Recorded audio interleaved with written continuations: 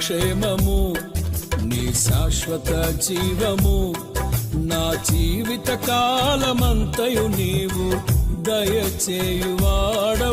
కృపాక్షేమము నీ శాశ్వత జీవము నా జీవిత కాలమంతయు నీవు దయచేయువాడవు.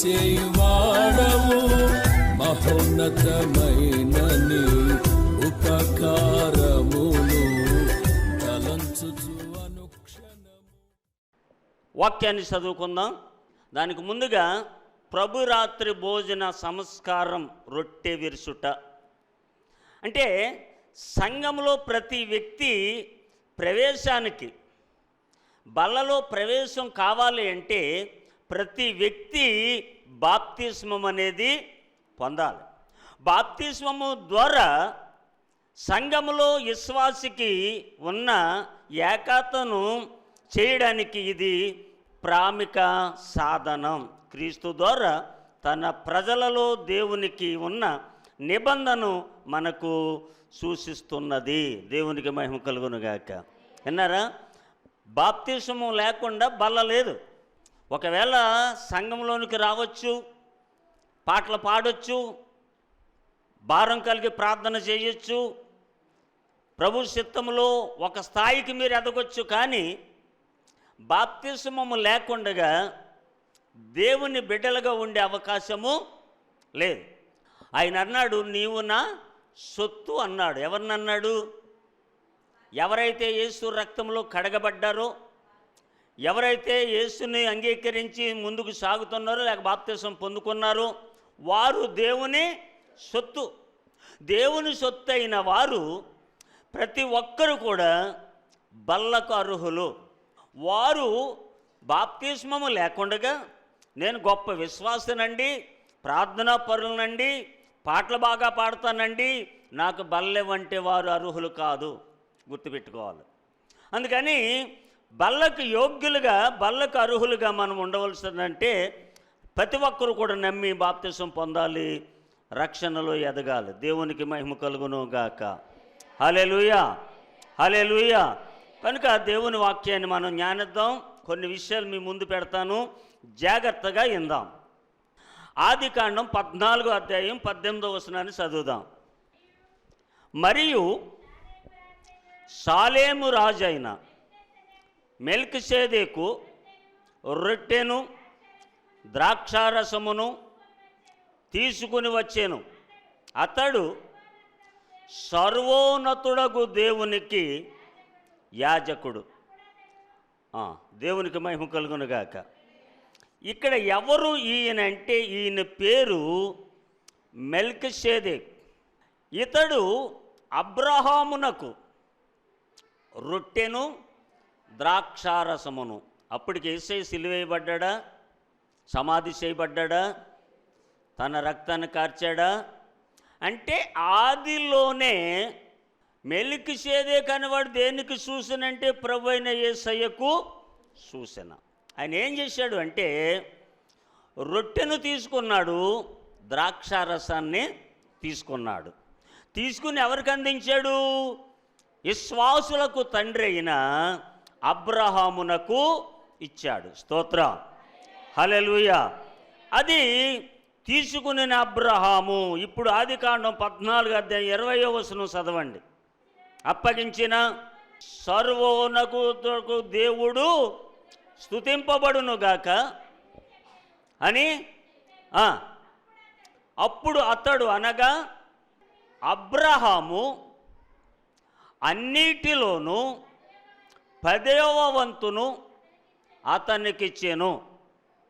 దేవునికి మహిమ కలుగునుగాక. ఈ మెల్కీసెదెకు ఎవరని చెప్పాను? యేసయ్యకు సూచన. యేసయ్య ఎవరు? ప్రధాన యాజకుడు. అర్థమవుతుంది కదా? ప్రధాన యాజకుడు. ఆయనకు సూచనే ఈ మెల్కీసెదెకు. ఈయన ఏం తెచ్చాడు? రొట్టెను ద్రాక్షారసం తెచ్చి ఎవరికి ఇచ్చాడు? అబ్రహామునకు ఇచ్చాడు. ఇప్పుడు అబ్రహాం ఏమిచ్చాడు? ఎన్నిట్లో ఇచ్చాడు అమ్మా? ఆయన ఎలాగున ఆయన రాబడి వస్తుందో, ఏ కష్టం చేస్తే ఆయనకి రాబడి వస్తుందో, ఏ పనులు చేస్తే రాబడి వస్తుందో అన్నిటిలోనూ ఎంత ఇచ్చాడమ్మా? అన్నీ ఇచ్చేయడా? మొత్తం ఇచ్చేయడా? ఇవ్వాల. 10వ భాగము, 10వ భాగం కొన్నిటిలో కాదట, ఆయనకు వచ్చేబడిలో కొన్నిటిలో కాదట, అన్నిటిలోనూ 10వ భాగం ఇచ్చాడు. స్తోత్రం. వాక్యం చెప్తుంది 10వ భాగము ప్రతిష్టార్పణలు, దశమ భాగములు, మొక్కుబడులు ఎవరి అంట? దేవునివి. ఆశీర్వదింపబడాలి అంటే ఖచ్చితంగా దేవుని వాక్య ప్రకారంగా మనం ఇవ్వగలిగితే అన్నిటిలోనూ దేవుడు మనల్ని దీవిస్తాడు. చప్పట్లు కొట్టి దేవుని నామాన్ని మహింపరుద్దాం. దేవునికి మహిమ కలుగునుగాక. అన్నిటిలోనూ ఇచ్చాడట దేవుడు, అన్నిటిలోనూ అబ్రహామును ఆశీర్వదించాడు. ఇక్కడ మనం చూడగలిగిన మాట ఏంటంటే, ఆదిలోనే రొట్టెను ద్రాక్షారసమును తీసుకొచ్చాడు యాజకుడు. దేవునికి మహిమ కలుగునుగాక. హల్లెలూయా. ఇంకా కొంచెం మనం ఎదరికెళ్ళగలిగితే కీర్తనల గ్రంథము 110వ కీర్తన 4వ చరణాన్ని చదువుదాం. అమ్మా, మెల్కీసెదెకు క్రమము చెప్పున నీవు నిరంతరమును యాజకుడవయ్యుందువని యెహోవా ప్రమాణము చేసి, దేవునికి మహిమ కలుగునుగాక. మెల్కీసెదెకు ఎలాంటి యాజకుడు? నిరంతరము యాజకుడే. మానవులుగా మనము లేక నేను యాజకత్వం చేస్తూ ఉన్నానంటే నా ఆయుష్ ఉన్నంతకాలమే యాజకత్వం. ఆ తర్వాత మరలా నేను యాజకత్వము చేయలేను. ఎక్కడికి వెళ్ళాలి? ప్రభు దగ్గరికి వెళ్ళాలి. కానీ ఈ మెల్కీసెదెకు ఎలాంటి వాడు? నిరంతరమును, అంటే ప్రారంభించిన నాటి నుండి నిరంతరం, ఇంకా దానికి ముగింపు అనేది లేదు. దేవునికి స్తోత్రం. హల్లెలూయా. ఆయన నిరంతరమును ఏమై ఉన్నాడు? యాజకుడై ఉన్నాడు. అందుకు దేవుడే ప్రమాణము చేశాడు. దేవుడైన యెహోవా దానిని బట్టి ఏమని ప్రమాణం చేశాడు? నువ్వు నిరంతరము యాజకుడవై ఉంటావు. దేవునికి మహిమ కలుగునుగాక. నువ్వు నిరంతరము యాజకుడై ఉంటావని మాట చెప్తే సరిపోతుంది, కానీ ప్రమాణం చేసి చెప్పాడు. స్తోత్రం. అంటే ఆయనకి మరణము లేదు, మరణం అనేది లేదు. యేసయ్యకి మరణం ఉందంటారా? అదేంటి మరి, శిలువ మీద చనిపోయాడు కదా, సమాధి చేయబడ్డాడు కదా. ఎందుకు చనిపోయాడు? ఎందుకు సమాధి చేయబడ్డాడు? చాలామంది ఎలా మాట్లాడుతున్నారు, ఆ శిలువ మీద నుంచి దిగలేనోడు, సమాధి నుంచి లేగలేనోడు దేవుడు ఎలాగవుతాడు అనేవాళ్ళు చాలామంది లేకపోలేదు ప్రియులారా. ఆయన శిలువ ఎందుకు ఎక్కాడంటే నీ కోసమే. ఎందుకు శిలువలో రక్తం కార్చాడు అంటే నా కోసమే. దేవునికి మహిమ కలుగునుగాక. మానవాళ్ళ రక్షణార్థమై ఆయన పాప క్షమాపణ నిమిత్తము తన శిలువలో తన సొంత రక్తాన్ని ప్రజలకిచ్చాడు. స్తోత్రం. ఆ రక్తములో మనము కడగబడాలి. ఆ రక్తంలో కడగబడితే దేవుని రక్షణ మనకి వస్తుంది. అప్పుడు వాళ్ళకి యోగ్యులమవుతాము. స్తోత్రం చెప్దామా? హల్లెలూయా. దేవుడే ప్రమాణం చేశాడు, నిరంతరము యాజకుడిగా ఉంటావని. మొదటిది, ఆయన రొట్టెను ద్రాక్షారసం తీసుకొచ్చి అబ్రహాముకి ఇచ్చాడు. రెండవది, దేవుడు చెప్తున్నాడు నిరంతరము నీవు యాజకుడిగా ఉంటావన్నాడు. స్తోత్రం చెప్దామా? హల్లెలూయా. ఎబ్రీ పత్రిక, కొంచెం ఎదరికెళ్ళండి. ఎబ్రీ పత్రిక 5వ అధ్యాయము 6వ వచనాన్ని చదువుదాం.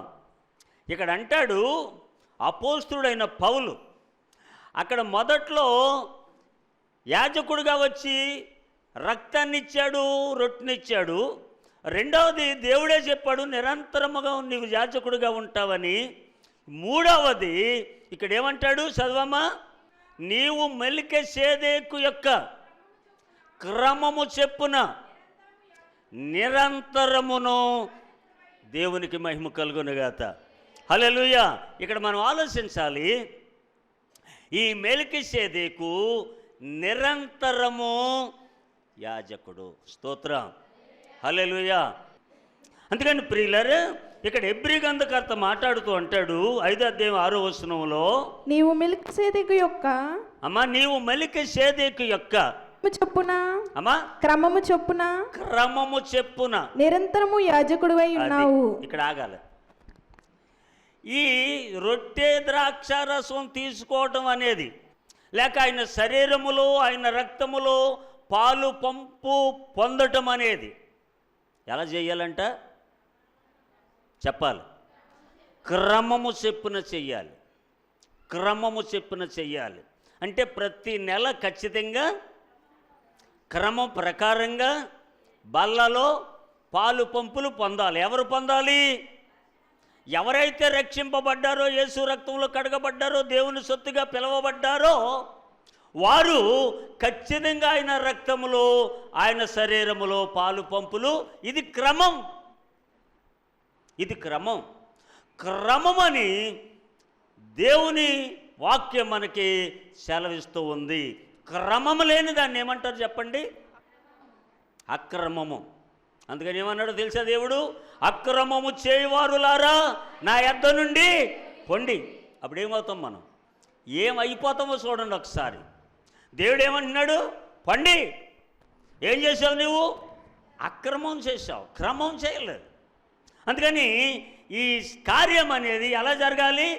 క్రమముగా జరగాలి. మన ఇష్టానుసారంగా జరగకూడదు. నా ఇష్టం వచ్చినట్టు చేస్తానంటే అది కుదిరే పని కానే కాదు అని మరి ఒక చోట చెప్పుచున్నాడు. దేవునికి మహిమ కలుగునుగాక. చాలా క్రమం అనేది ఇక్కడ మనము చూడగలుగుతూ ఉన్నాము. ఈ బల్ల ఆరాధన అనేది ఈ క్రమాన్ని మనము క్రమముగానే చెయ్యాలి. స్తోత్రం చెప్పండి. మొదటిది ఏమన్నాను? ఆయన రొట్టెను ద్రాక్షారసం తీసుకొచ్చాడు. ఎవరైనా? మెల్కీషెదెకు. రెండవది అబ్రహాం అన్నిటిలో ఆయనకి భాగం ఇచ్చాడు. మూడవది ఆయన క్రమముగా ఉండాలని దేవుడే ఆజ్ఞ ఇచ్చాడు, యాజకుడిగా ఉండాలని. మూడవది ఆయన క్రమాన్ని మనము తప్పకూడదండి. ఈ నాలుగవది క్రమం మనము తప్పకూడదు. మరొక విషయం, హెబ్రీ పత్రిక 7వ అధ్యాయము 1వ వచనం. హెబ్రీ 7 1వ వచనాన్ని చదువుదాం. రాజులను సంహారము చేసి. ఆదికాండములో జరిగింది కార్యం. ఆదికాండం 14వ అధ్యాయములో వెనక వచనాలు మనం చూడగలిగితే అక్కడ ఏం జరిగింది అంటే, లోతు కుటుంబాన్ని దోసిపోయాడు రాజు. ఆ వార్త అబ్రహాం విన్నాడు. విన్నారా? ఆ వార్త అబ్రహాము విన్నాడు. లోతు ఎవరు? అబ్రహాము గారు తమ్ముడు. ఇప్పుడు ఆ కుటుంబాన్ని దోసుకుపోతే అబ్రహాము వినండి, ఇంటన పుట్టిన వాళ్ళు. విన్నారా? అబ్రహాము ఇంటన పుట్టిన వాళ్ళు ఎంతమంది? 300 మంది. 300 మంది తీసుకుని యుద్ధానికి వెళ్ళాడు. యుద్ధములో జయించాడు, శత్రువులను ఓడించాడు. తిరిగి మరలా జయముతో తిరిగి వచ్చాడు. స్తోత్రం. అప్పుడు అంటాడు, నీవు ఇలా సంపాదించి తెచ్చావు కాబట్టి కొంత తీసుకుంటే అబ్రహం అంటాడు, అది నాకు వద్దు. ఒకవేళ రేపన్న రోజున ఎవడన్నా మాట్లాడితే అబ్రహామును నేనే ధనవంతునిగా చేశానంటాడు. అందుకని అది నాకు వద్దు. అంటే అబ్రహాముకు ఆల్రెడీ ఆశీర్వాదము వచ్చింది. ఎలా వచ్చింది? రొట్టె ద్రాక్షారసం తీసుకున్నటం ద్వారా, ఆయనకు 10వ భాగం ఇవ్వటం ద్వారా ఆశీర్వాదం వచ్చింది. ఇప్పుడు ఆ సొమ్ము నాకెందుకు? మరి ఆ సొమ్ము నాకు అక్కర్లేదు, అది మీకే ఉంచుకోండి. అది రాశాడు అక్కడ. చదవమ్మా. రాజులను సంహారము చేసి తిరిగి వచ్చుచున్న అబ్రహామును ఎవరు కలుసుకొని అతనిని ఆశీర్వదించెను. ఎవనికి? అబ్రహాము. దేవునికి మహిమ కలుగును గాక. ఇప్పుడు ఈ యాజకుడు ఎవరిని కలిశాడు? అబ్రహామును కలిశాడు. ఇప్పుడు యాజకుడు ఏం చేస్తూ ఉన్నాడు చెప్పాలి అమ్మా? ఎవరిని? అబ్రాహామును ఆశీర్వదిస్తున్నాడు. స్తోత్రం, హల్లెలూయా. యాజకుడు మీ ఇంటికి వస్తే వచ్చిన వాడు ఏం చేస్తాడో తెలుసా? మీ కుటుంబాన్ని ఆశీర్వదిస్తాడు. స్తోత్రం. అందుకనే మత్తయి సువార్తలో రాశాడు, రిఫరెన్స్ తీయొద్దు కానీ ఏమన్నాడంటే, మీరు ఏ ఇంట ప్రవేశిస్తారో యాజకులారా మీరు ఏ ఇంట ప్రవేశిస్తారో ఆ ఇంటికి సమాధానము కలుగునుగాకని ఆశీర్వదించండి. అక్కడ సమాధానం వాళ్ళకుంటే ఆ సమాధానం వారు పొందుకుంటారు.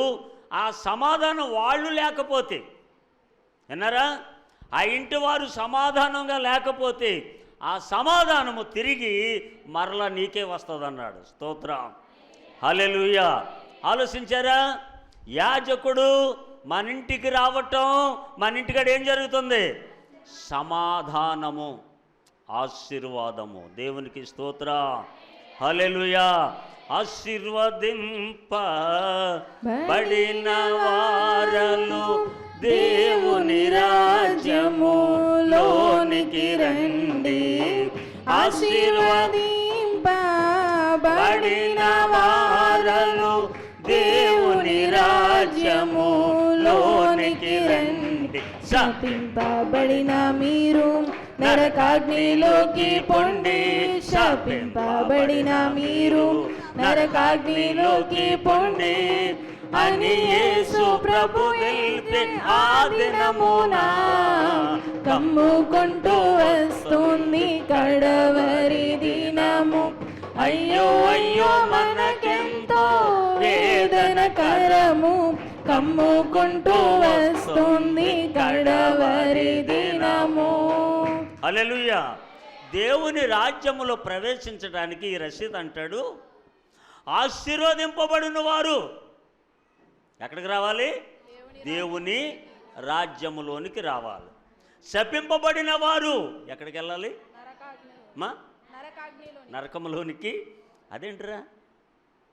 ఆశీర్వాదం పొందుకుంటేనే కానీ దేవుని రాజ్యానికి వెళ్ళలేమా? వాస్తవమే చెప్తున్నాడు, వెళ్ళలేము. హల్లెలూయా, హల్లెలూయా. ఆశీర్వాదం అనేది ఎవరిస్తే వస్తుందో తేటగా దేవుని వాక్యం సెలవిస్తూ ఉంది. స్తోత్ర, హల్లెలూయా. ఆశీర్వాదము కోసం మనము పాటు పడవలసిన వారమై ఉన్నాము. అబ్రహాముకు యాజకుడైన మెల్కీషెదెకు ఏమిచ్చాడు అంటే ఆశీర్వాదము ఇచ్చాడు. ఆశీర్వాదాన్ని తీసుకున్నాడు అబ్రహాము. దేవునికి మహిమ కలుగునుగాక. హల్లెలూయా. అట్లు ఇశ్రాయేలీలను యాజకులు ఆశీర్వదించాలంట. స్తోత్రం చెప్పండి, హల్లెలూయా. ఇప్పుడు పాస్టర్ గారు ఆశీర్వదింతే వస్తుందా రాదా? మళ్ళీ డౌటే. టీవీ ముందు చూస్తున్న వారులారా కొంచెం నోరిప్పి చెప్పండి. ఏమన్నాడు? అట్లు ఇశ్రాయేలీలను ఏం చేయాలి? నువ్వు ఆశీర్వదించాలి. అట్లు వారు ఇశ్రాయేలీయుల మీద నా నామమును ఉచ్చరించుట వలన నేను వారిని ఆశీర్వదిస్తాను. చప్పట్లు కొట్టండి, ఇప్పుడు గట్టిగా కొట్టాలరా. స్తోత్రం. దైవజనుడంటే సామాన్యుడు కాడు. దైవ సేవ చేయటం అనేది సామాన్యం కాదు. దైవజనుడు ఎవరను ఆశీర్వాదిస్తాడో నిశ్చయముగా వారి మీద ఆశీర్వాదాలు దిగుంటాయి. స్తోత్రం. అదే రాశాడు ఇక్కడ. ఇశ్రాయేలును నువ్వు ఆశీర్వదించు. అహరోను నీ కొడుకులతో చెప్పవయ్యా, నీ కొడుకులు యాజకులు కదా, నీ కొడుకులతో చెప్పు, నీ వెళ్ళి ఇశ్రాయేలీలను ఆశీర్వదించు. అప్పుడు వారి మీదకే ఆశీర్వాదాలు వస్తాయి. దేవునికి మహిమ కలుగునుగాక. హల్లెలూయా. అందుకని 7 ఓట్లో ఏం చెప్పాడు? ఎబ్రీ పత్రికలు మరలా చదువుతాలే. రాజులను సంహారము చేసి తిరిగి వచ్చుచున్న అబ్రహామును ఎవడు కలుసుకొని ఎవరు కలుసుకుని అతనిని ఆశీర్వదించెను. ఎవరికి అబ్రహాము అన్నిటిలో 10వ వంతు ఇచ్చెను. అన్నిటిలో 10వ భాగము ఇచ్చెను. ఆ షాలేము రాజును మహోన్నతుడగు దేవుని యాజకుడైన మెల్కీసెదెకు నిరంతరము యాజకుడుగా ఉన్నాడు. దేవునికి మహిమ కలుగును గాక. హల్లెలూయా. ఎంతవరకమ్మా? నిరంతరము. ఈ యాజకత్వం అనేది నిరంతరము. ఇంకో మాట చెప్పనా?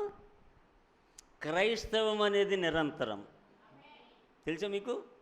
క్రైస్తవుడు మహాబ్రతికితే 70 సంవత్సరాలు బతుకుతాడు, 80 సంవత్సరాలు బతుకుతాడు, తర్వాత మరణిస్తాడని లోకం చెప్తుంది, బైబిల్ చెప్తుంది. నిద్రపోతాడు. ఏం చేస్తాడమ్మా? ఎంతమందికి ఉంది విశ్వాసం? నిద్రపోయిన వాడు లెగుతాడా? లెగుతాడు. మరి మరణించిన వాడు లెగుతాడా? ఇంకేం లెగుతాడు? కనుక క్రైస్తవ్యం అనేది ఆయన చనిపోయినప్పుడు దాన్ని బట్టి వాక్యం చెప్పే మాట ఏంటంటే నిద్రపోతున్నాడు, మరల లెగిసే అవకాశం ఉంది. సబ్జెక్ట్ కాదు నాది. అందుకని ఎలాంటి వాడు ఈ మెల్కీసెదెకు అంటే నిరంతరమును యాజకుడై ఉన్నాడు. స్తోత్ర. హల్లెలూయా. ముగింపులు ఇంకొక మాట చెప్తాను, టైం అయింది. ఇంకొక మాట చదవండి. నిర్గమాకాండం 12:17 అమ్మా. పులియని రొట్టెలు తినవలెను. 7 దినములు పులియని రొట్టెలను తినవలెను. మొదటి దినమున మీ ఇండ్లలో నుండి పొంగిన దాని పొర వేయవలెను. మొదటి దినము మొదలుకొని 7వ దినము వరకు పులిసిన దానిని తిని ప్రతి మనుష్యుడు ఇశ్రాయేలులలో నుండి కొట్టివేయబడును. అది పులిసిన దానిని తినకూడదట, పులియని దానిని తినాలి. స్తోత్రం చెప్దాం. హల్లెలూయా. నా యేసయ్య శరీరం పులిసిపోయిందా? చెడిపోయిందా? కుళ్ళిపోయిందా?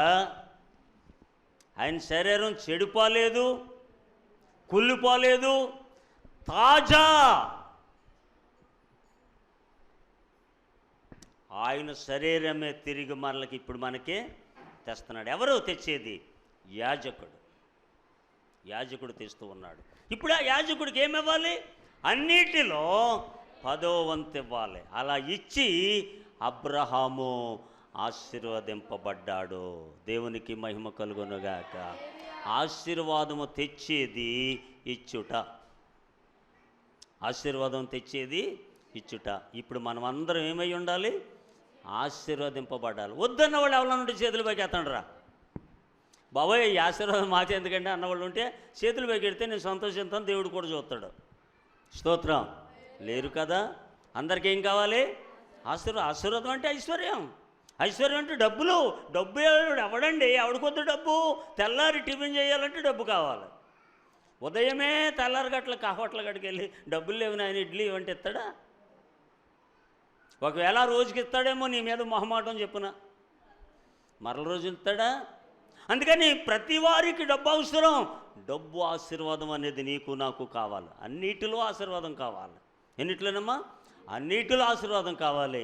అన్నిటిలో దేవునికి భాగంగా మనము ఉండాలి. అలాంటి భాగ్యం పరిశుద్ధాత్ముడు మనకిచ్చి ఆయన కృపలో నడిపించబడునుగాక. ఈ వాక్య నెరవేర్పు కొరకు సుభాషణ వచ్చి ప్రార్థన చేద్దాం. త్వరగా అమ్మ. ప్రార్థన.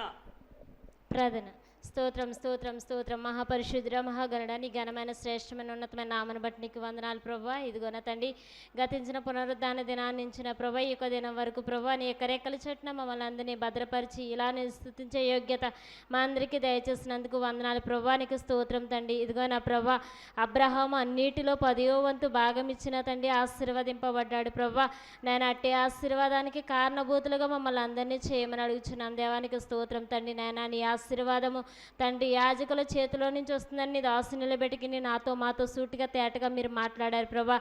అట్టి వాక్యానికి అనుగ్రహించిన తండ్రి నాయన నీ దాసుని మీ జ్ఞాపకం చేసుకొని మంచి ఆరోగ్యం దయచేయండి ప్రభా. ఇంకాను అనేకమైన మర్మాలు తెలియబడడానికి నీ సహాయం దయచేయండి ప్రభా. నీకు స్తోత్రం తండ్రి. నీ వాక్యాన్ని అనుసరించి నడిచే భాగ్యం ప్రతి ఒక్క బిడ్డకి నాకు నువ్వు దయచేయమని ఏ సత పరిశుద్ధ నామములో స్తుతించి ప్రార్థించి అడిగి వేడుకుంటున్నాం మా పరమ తండ్రి. ఆమె. సంగమునకును దేవుడు ఆశీర్వాదాలు ఇచ్చి మనల్ని అందరినీ ఆశీర్వదించి ఆయన రాజ్యానికి ఆయత్తపరచునుగాక. మీ అందరికి వందనాలు. మా చిన్న పరిచర్య కొరకు ప్రార్థన చేయండి. దేవుడు అలా దీవించుగాక.